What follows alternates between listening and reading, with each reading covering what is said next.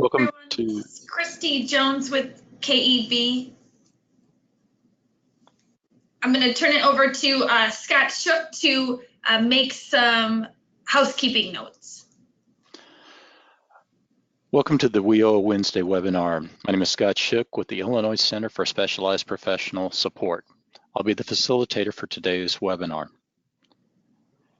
As a reminder, all participants on the call are in mute mode. Please use the question box if you have any questions and to ask questions of the presenters. Documents for today's meeting can be downloaded in the handouts area of the webinar. The webinar will be recorded and be available on the Illinois workNet website, usually in the next 48 hours. You will receive a survey asking for your input from today's webinar. Please share with us your experience and any suggestions you might have to help us improve these webinars. And with that, I'm going to turn it back over to Christy Jones for our presenters. Thanks, Scott. We actually have three presenters this morning. So Christy Jones from KEB, Mark Burgess, and Lisa Jones from the Department of Commerce. So today's webinar is on planning and activities leading up to PY 2020. This webinar is in response to feedback from many around some form of comprehensive planning, specifically leading up to PY 2020. We know there are many activities going on and you are involved in most or all of those, and at times it can be confusing. Next slide, please.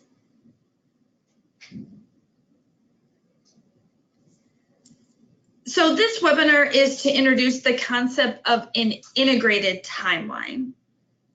Those are the activities leading up to PY 2020. And there's a list on the screen. It is not by any means inclusive, but we know these are areas that people are very involved in right now. So we have Governor's Executive Order 3, the IWIB Strategic Plan, the Unified State Plan, regional and local plans, the Perkins 5 plan, service integration, self-assessments and action plans, one-stop certification, and then the revision to the governor's guidelines for PY 2020 that includes the MOU and budget template and spreadsheets. I do want to note that one-stop operator procurement was not put on this list because we know it's different throughout the state and does not pertain to one particular timeline.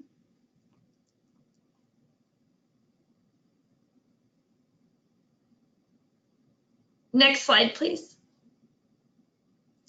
So the concept of an integrated timeline, as I said, is our subject matter today. An integrated timeline would be something that you can see graphically, and it would also be a living document. We know that meetings change and timelines change and organizers change. And so this vehicle would need to be online in some capacity so that changes could be made in real time and that the field could see those changes in real time. So let's talk about some of the immediate questions that would be answered through an integrated timeline. So what are the major deadlines? And just as an example, I'll use, when does DOL require a specific plan submission? Who is the lead party? So identification of, is it a state agency? Is it a team? Is it a work group, a committee? And have the specifics there. Who must be consulted during the development or approval? So is the IWIB the ultimate sign-off? And if so, that would need to be indicated in the integrated timeline. What are the proposed meeting dates? Is there one meeting? Is there 10 meetings? Ultimately, a list of scheduled meetings, and that really helps with planning purposes. And what are the proposed meeting dates when consultation will occur? Some of the longer term questions that will be a little bit more challenging to put into an integrated timeline, but are really important and of value. What human and financial resources are required for these activities? When does each activity currently intersect? Because we know that many of these activities intersect or depend on each other. And then where might earlier points of intersection be helpful in future years? So that's where we can really take our learnings and apply it to an integrated timeline for futures planning. In the graphic that you see on the screen, that is just a mock-up of what an integrated timeline could look like. And I know that it's just a small picture, but just to give you a visual to relate back to in regard to this concept. Does anyone have any questions before we go into some of the specific areas and plans that would be included in an integrated timeline? Christy, we don't have any questions. We do have a comment. It's from Kathy. It says, don't forget board recertification is coming up as well. Thank you. I am going to turn it over to Lisa Jones, who is going to present the first area of the integrated timeline, which is Executive Order 3 Action Agenda. Thanks, Christy and Scott, and welcome everyone today.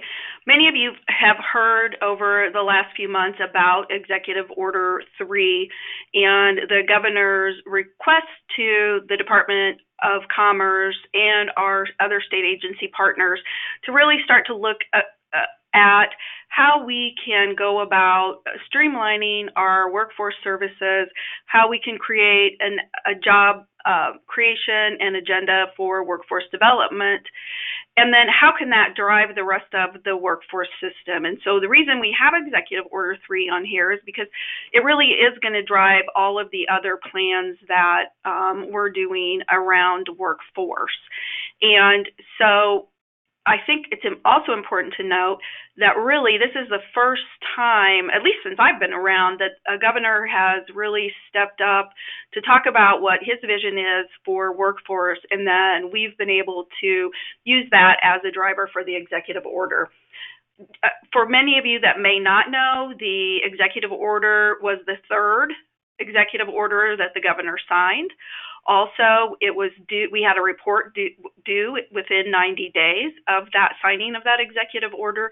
And so we really looked at brought our partners together and really looked at what kinds of things are we currently doing, what kinds of things should we be doing, and really what are the three big buckets that we want to convene around for the executive order. And I won't really read them because they're up on the board, but within each of those areas, we've identified some priorities. And the first one, really looking at regional cluster strategies.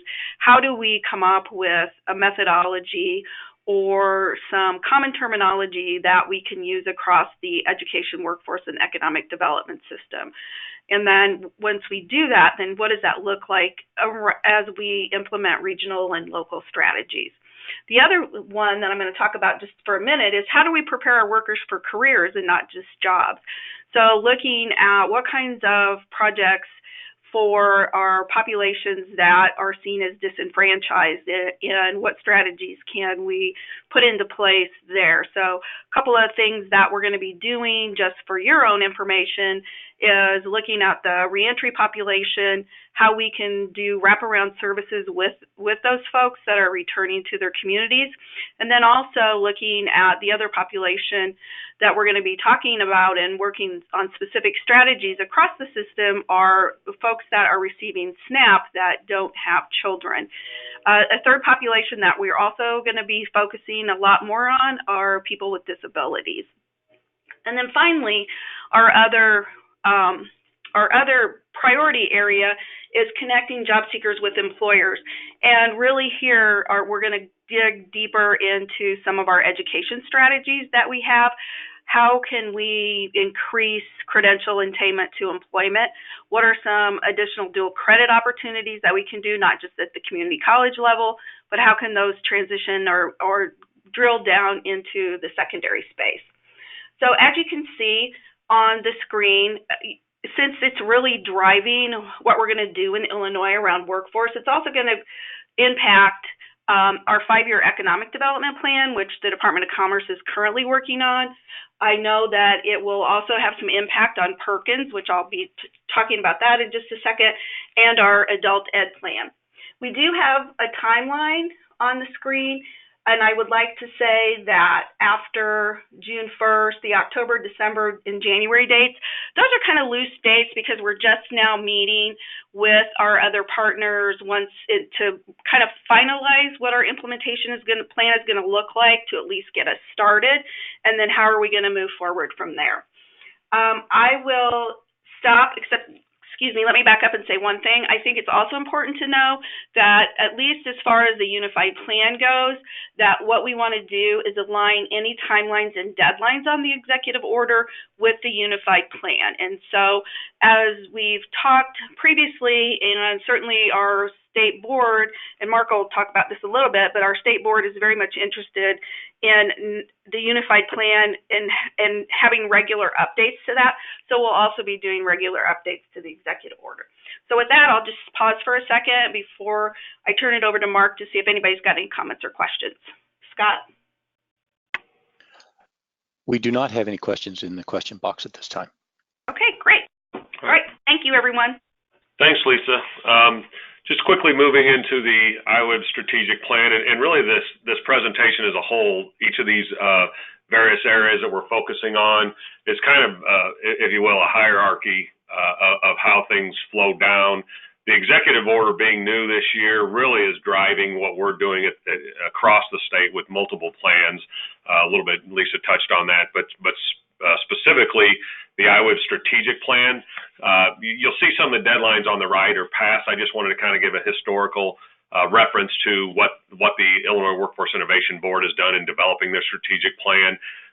They set the direction that the Unified State Plan really awaited their updates before they moved along in their strategic elements, which is the portion of the unified plan they're working on now. But so back in June, they revised their vision, mission, and guiding principles, and then they are continuing to work on potential modifications to the current strategic plan through their leadership team, which, as noted, is comprised of their executive committee and all of their committee chairs. When they instituted their first strategic plan, it covered the 3-year period of 2018 through 2020. Now they're looking at, making sure they're looking far enough in advance to develop those modifications, starting with that new vision, mission, and guiding principles. There wasn't a large amount of change in the language, as really the current vision, mission, and guiding principles align fairly well with the prior unified plan. And with the executive order, to be honest with you, many of the same concepts were included in both. So they did revise them, but they were minimally and not substantial as far as actual direction to the system, our local board partners. But what they're doing next, and started last week when they met during their quarterly meeting, is that they're identifying new priorities that will be incorporated with their modifications in 2020, and really incorporate them moving forward now, and not necessarily waiting for those changes in the strategic plan. Again, moving forward, they're going to incorporate them. But they listened to the executive order, and really there's minimal, as Lisa went over, there were only 3 major areas. And in the current strategic plan, the board focused on 5 goal areas with a large number of priorities under those goal areas, and they recognized that was a large amount to try to tackle within a couple year period of time. So they really want to focus more on only 2 or 3 strategic areas, and they really do align with the executive order. So they identified those last week, and moving forward, the leadership team will continue to discuss any potential modifications that will come out in 2020. One thing that will come out is there's some discussion about changes in committees that will better reflect these new initiatives and strategies with the modifications. So we'll see that come up at their next meeting in December. And then going forward, as noted on the timeline, really they've got to identify when the next those modifications go into effect. As mentioned, their original strategic plan of 2018 carried through a timeline that encompassed all of 2020, but they're discussing now that maybe they should rethink the timeline of that one and institute a timeline that is more consistent with the unified planning cycle.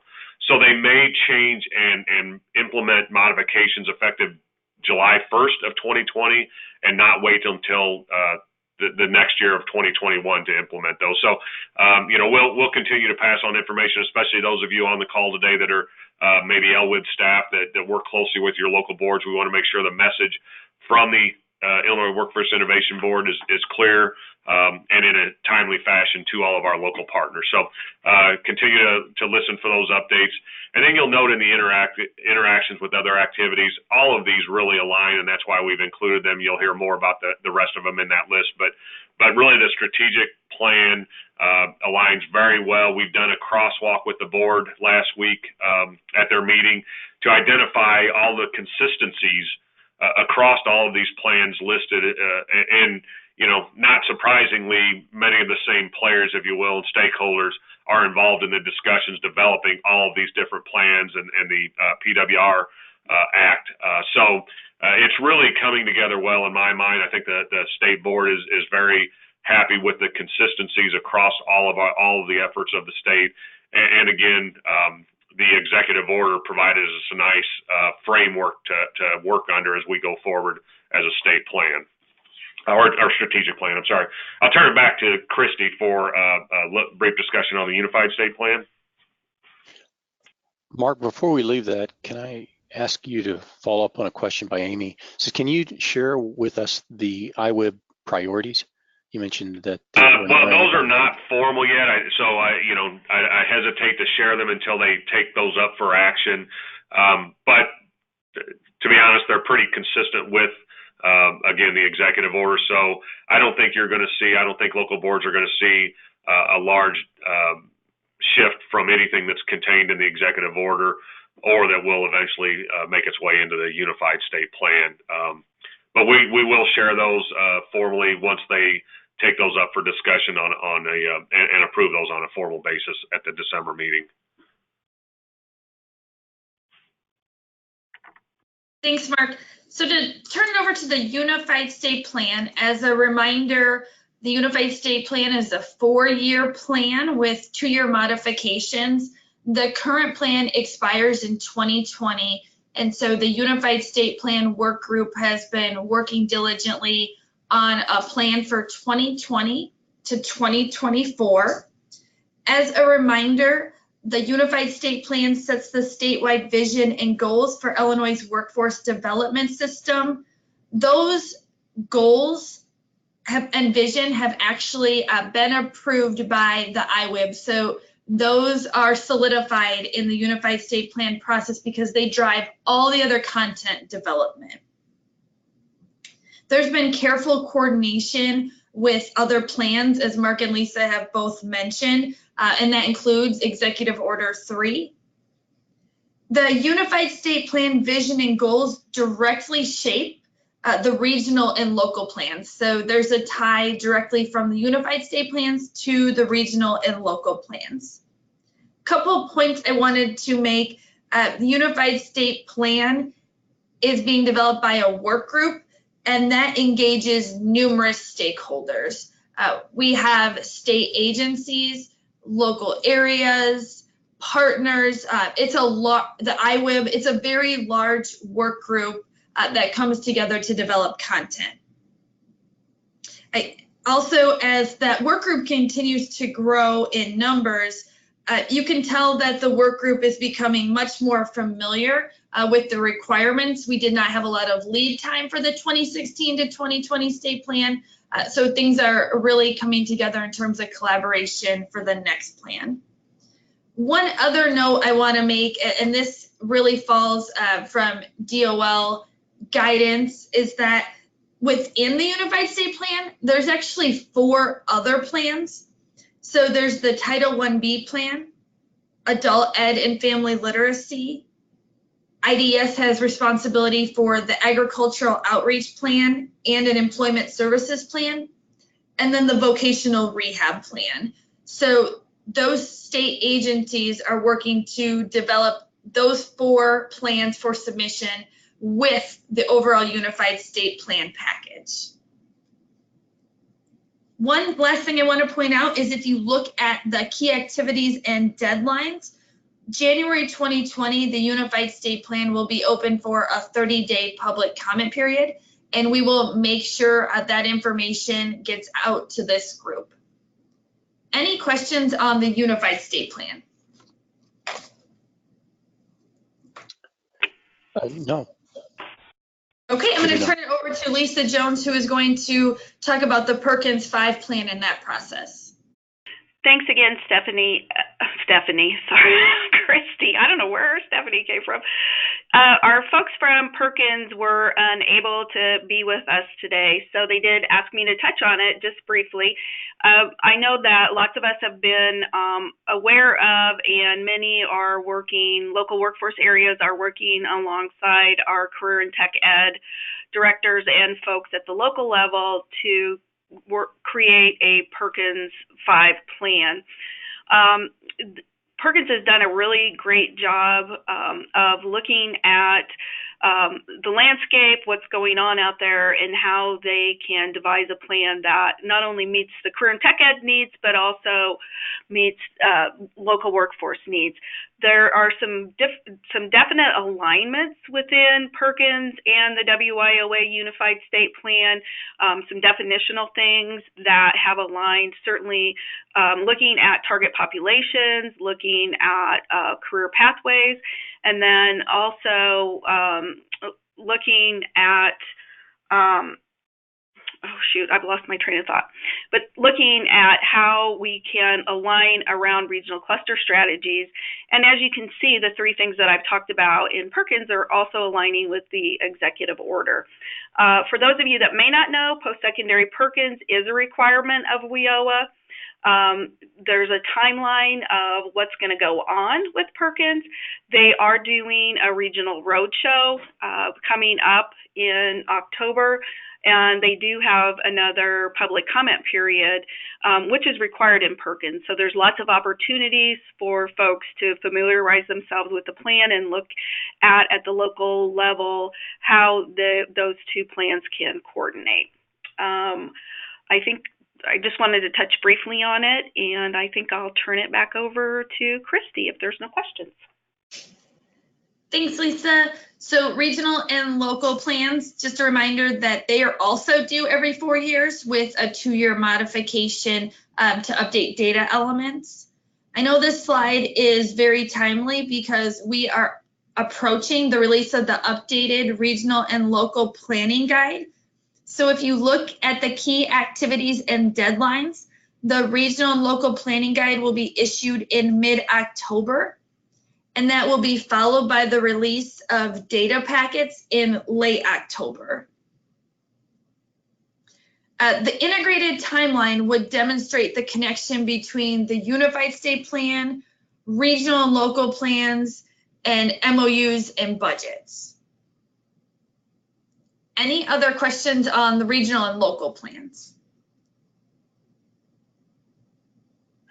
We do have a few questions, and some of them pertain back to the Perkins. Question 1 from Kathy. How do we develop our regional and local plans to align with the Unified State Plan when the timelines are the same? Do the Absolutely. timelines for those programs within the United States?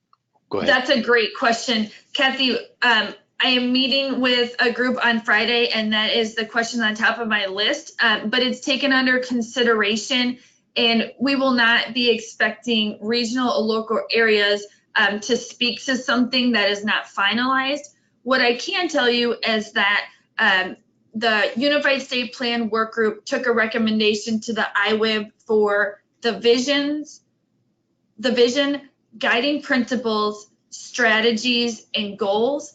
And the IWIB has already approved those. So those are finalized, and those will be in the regional and local planning guide. So you can work to implement those at the regional and local level.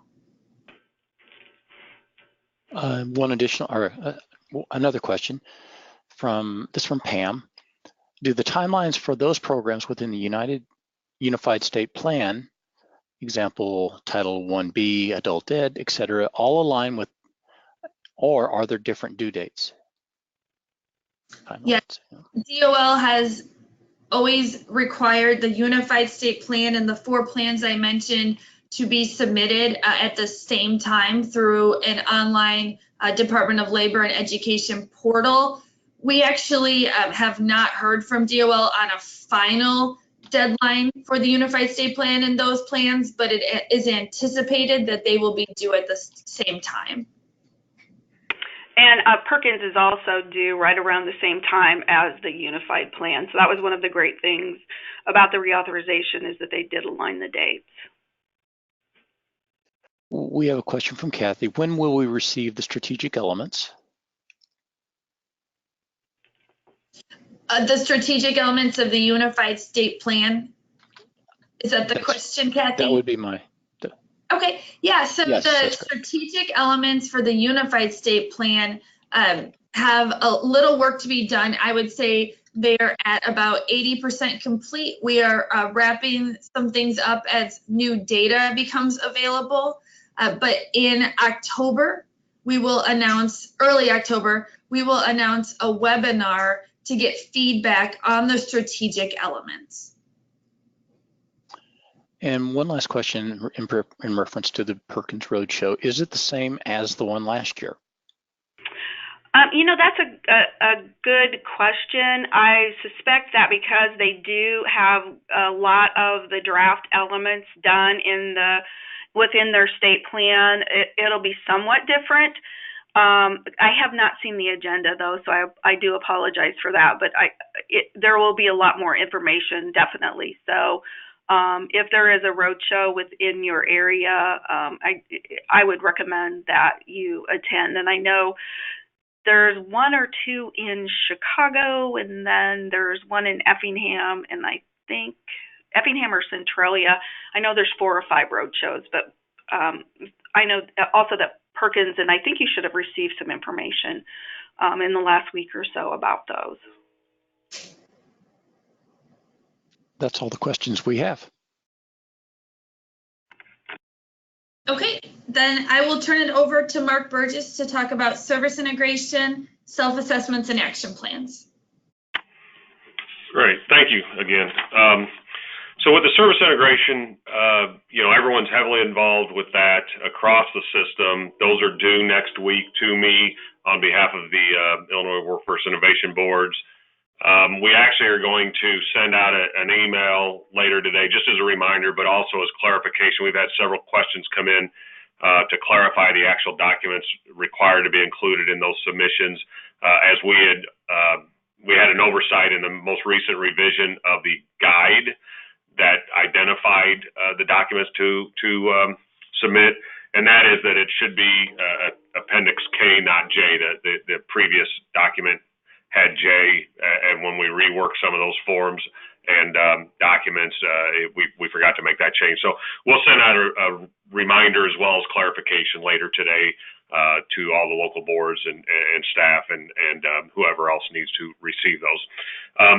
But as far as the service integration, there are a lot of timelines, and really the big one here is that while there are due dates for the submission, we've been doing a lot of technical assistance leading up to that date of next week, and we'll be doing more technical assistance and providing those in multiple ways through these webinars. We might have some workshops. We'll continue to create tools as necessary to help guide the process after submission, because as all of you know that have been involved, there's an action plan expectation as part of the submission where the local board and the team has identified where it wants to focus on improving across the continuum of service integration. So what we're going to do, as you see in the timeline, is start analyzing those. We're putting together a team to analyze those submissions. Not for, it's not a monitoring effort. It's really to learn from all of you what you've submitted as far as best practices. So if somebody has identified that they are up several levels of the continuum. We want to know what they identified as their reasoning and what they've done across the system to elevate them to that level that we can share with everyone else. So the technical assistance going forward will be about sharing that information that is collected through all of these self-assessment submissions. And then leading up to the summit, while this year's summit was focused solely on service integration, next year's summit, and you'll see the dates if you haven't heard those already, that's going to be held in East Peoria. We might have components of service integration. Obviously, service integration falls across multiple areas of workforce and education. So, it's very encompassing. There'll be a lot of sessions that could be related to service integration, but the focus as a whole is not going to be, or at least not anticipated at this time from the Planning Committee, to be a service integration summit. We want to look at other efforts that need to be addressed through that type of technical assistance, and we'll utilize the webinars and regional and local workshops as means to share information, continue to gather information, and provide that in updates to the guide, to other tools, to the system. We've had, all core and required partners involved in this process, along with those local boards. So again, this is one activity that really everyone has to be involved in for it to work properly. And then any changes to policy will come following the analysis, following continued discussion. So, there's no timeline to any revisions based on what we receive. But certainly we want to capture some good things and make revisions according to some of the suggestions and recommendations that we might receive. That was one of the parts of the submission request, is that that the facilitator, that the local board, the partners provide the IWIB with some information on how the process went, were there some needs that maybe weren't met well with the tools that were provided, and any other suggestions that we can take into consideration to improve the process going forward. The action plans, really, this is where it's key, is the action plans should be incorporated within your regional local plans as well as MOUs, so that they're more concrete. They're implemented through the actions the local board identifies in those documents. So timelines in that respect will have to be consistent. The action plans over the next several months, you'll want to be, as a local area and a local board, under local board leadership, we'll be flushing those out and seeing how they fit within those regional local plans, and what additions and revisions might need to be made to MOUs to accurately reflect them and implement them effectively. Scott, I don't know if there are any questions on that. Let me go ahead and move on to the certification slide, and then we'll see if there are any questions on these two. The certification, again, with the timeline, you'll see I like putting kind of where we've been and where we're going. The first submissions of certification, the applications were due back in 2017. These are required to occur every 3 years. So 2020 brings the next round of certifications. It's a little bit of a fallacy to think that we're going to go on a 3-year plan in the sense of every 3 years starting from 2017, because if you have a new center come online in the middle of that period, you should be looking at that and certifying and not waiting for a next 3-year plan to do that. You want to be looking at these centers after they've opened up to ensure that they're operating effectively and addressing all the necessary components that are contained in the certification application pretty soon after you open the doors. You don't want to, again, wait and provide services in a manner that might not be consistent with the requirements along a period of time until you wait for that 3-year period. So hopefully that's clear that, this is, while there's some nice guiding dates of 2017, 2020, and going forward, it really is each center is required to have a certification done every 3 years. One of the changes that occurred that all the local boards were to address a couple months ago was to designate all of the centers that are considered comprehensive, affiliate, and specialized centers. And really the purpose of this is to identify what locations, what centers providing services that are under the local board's guidance need to be included in certification to provide a consistency across the services being provided. It's really about a consistency in a number of ways to ensure that our customers, both business and individuals, are being served well and their needs are being met. So once that designation occurred, it reflects now revisions to the application to certification that extends the requirement for certification to all of those centers, not just comprehensive, which were the only centers required to be included back in 2017. So going forward, when you do your certifications in the year 2020, which, as you'll note, are going to be due no later than June 30th, you'll have to do that on all of these designated centers. As a point of reference and just a note, designation really occurs within the Illinois WorkNet Center system. So on the website, those of you familiar, when you identify where all your services are being provided, there's a portal there where you identify your centers, and there's a new requirement to identify them as designated. That's done by local boards, I assume through local board staff, going into the system and updating the information. Those should reflect current and existing services and locations at all times. So that should be, updated once you identify, maybe new partners coming to a center, new services being provided, so that customers, the system, anyone in general, can identify where they can find the locations and where they can find the services that are being provided by all of our partners. You'll note also at the very end, if a submission comes in after June 30th, so July 1st next year, beyond, there will be new requirements as far as the application that includes more of the service integration components. It was decided that if you submit your certification, regardless of the type of center, comprehensive, affiliate, or specialized, prior to July 1st, you can use the current application. We encourage and recommend that local boards consider and centers consider using the new application, which will be coming out in the next several weeks, just because it does incorporate the service integration. There's some other modifications within the application that better reflect on some of the things we learned through the first round of certifications.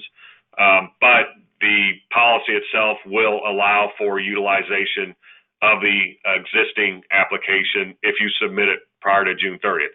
Any submissions after that date will not be accepted on new forms. So keep that in mind, plan accordingly. I would encourage you to use the new one when it comes out because it's more comprehensive and really captures service integration as it relates to each center, what should be occurring. Service integration is a system-wide concept, a system-wide requirement, but those concepts and requirements are taken down to each of the centers. So certification really is capturing them at the center level, while the self-assessments are capturing them as a whole for the local system.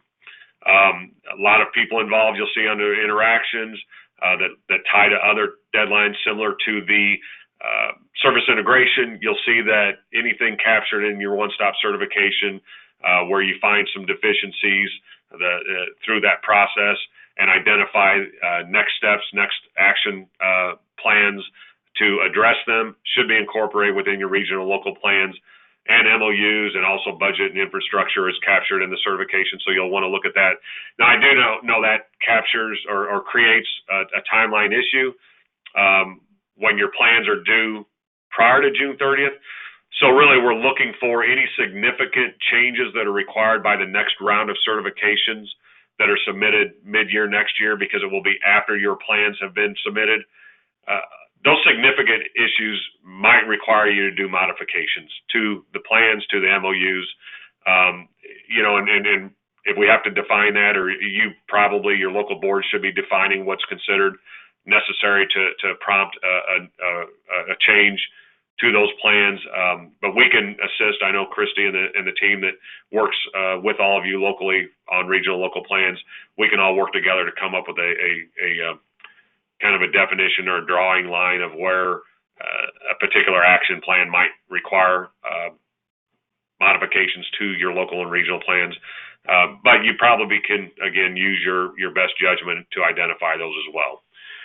Any questions on either service integration or one-stop certification at this time? Again, it's we provided a lot of webinars. You'll note on these key activities and deadlines. Utilize the summit to share this information. As far as actually implementing the policies, today is more about just identifying where the crossovers are with other plans and efforts, as well as identify some of those dates. If someone has specific questions about the certification process, you can direct those to myself or Diane Robinson or Laura Dom, and we can answer those directly. But if you have any questions with the timeline or where the crossover is, feel free to ask those at this time. We have a couple of questions. Sorry. That refer to the MOUs. In a previous webinar, we talked about the guidelines having cross-references and crosswalks between documents, example given, the plans, MOU, etc. Will those still be included in the guidelines? Christy, I'll let you answer those on the MOU issue. You're much more in tune with those than I am. Sure. I'd like to get more specific information, but yes, there will be references within the governor's guidelines. A second question, do the MOUs allow partners and workforce staff to provide where the mutual customers come to orientations and get employed? Yeah, so the MOU is not limiting in language, so that can definitely be included. If the individual has further information, that would be helpful. I guess if there's some rationale behind that, or if there's a need to see how every local area is doing it. Thank you. That's all the questions. Okay. Well, as there were questions about MOUs and the governor's guidelines, this slide covers that. So just a reminder of the purpose and how the governor's guidelines are derived. As you know, required partners must cost share and provide career services in at least one comprehensive one-stop center in each local workforce innovation area. And federal law requires the governor to issue guidance about how these negotiations will work. And so most people on this call are familiar with the governor's guidelines. There are some updates being made as there have been every year. And so the next version will be Governor's Guidelines Revision 4. There will be a webinar in October for feedback on the draft Governor's Guidelines Revision 4. And so maybe some of the questions can be answered in that webinar. And that's a time when you'll be able to review the governor's guidelines and make any comments on those. The anticipated release of the governor's guidelines version 4 is in November. And I did want to note that the governor's guidelines includes the MOU template and the budget template. We are working on the PY 2020 MOU. That is a new MOU that will have a 3-year shelf life. So the MOU actually expires at the end of program year 19. PY 2020 is a new 3-year MOU. However, federal law does require annual budget negotiations. So the annual budget will be updated as well. Any other questions on the governor's guidelines or the MOU and budget process?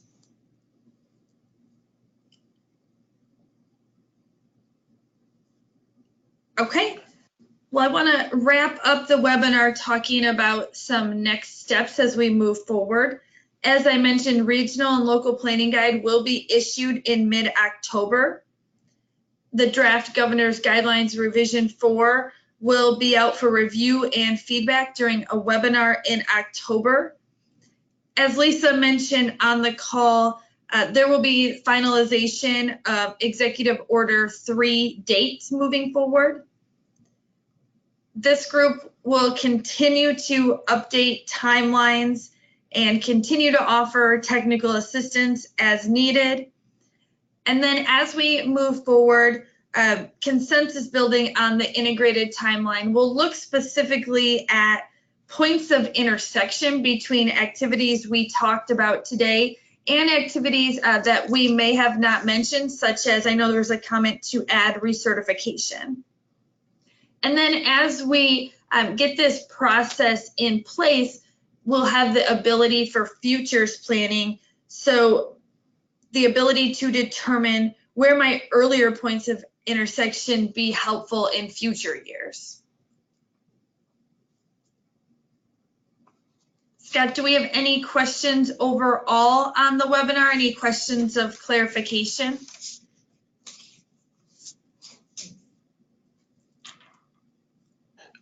We do have one. So are we looking at a complete rewrite of the guidelines? Absolutely not. No, just updates.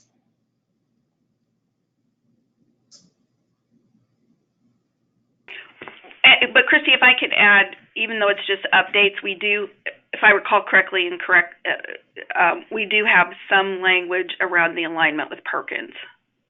That is correct. So right, that would be the only difference, I think. Yeah, and I guess we would consider that new content because the group is aware of the Perkins 5 process. Right. We do have another question about the timeline. Is it possible to expect an integrated timeline? Is it possible to expect an integrated timeline? Is there one being created, and when would we see this is a concept that we wanted to bring to everyone today, but work has started to see how this will play out, and the best I can give you today is the mock-up that is in slide 3. But moving forward, if anyone on this call has feedback on the integrated timeline, we would welcome that. And like I said, this is just a concept that we're introducing today. So this group and others can be a part of the integrated timeline process as we move forward, the development process.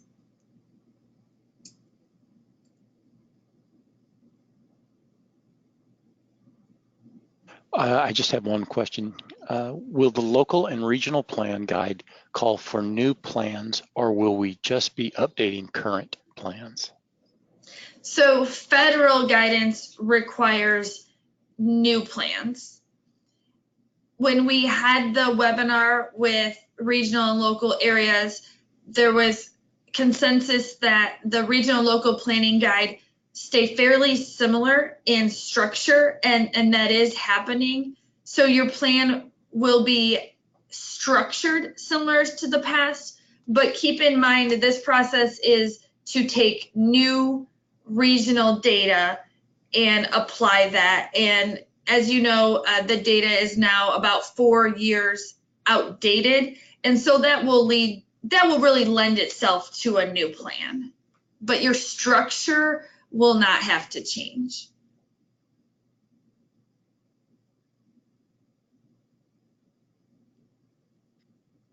Okay, we do not have any additional questions.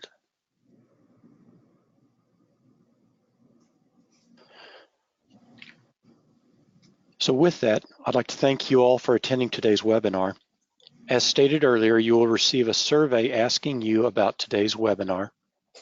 Please share with us your experiences and any suggestions that you might have to help us improve these webinars. Have a great day, and I thank you for attending, and goodbye.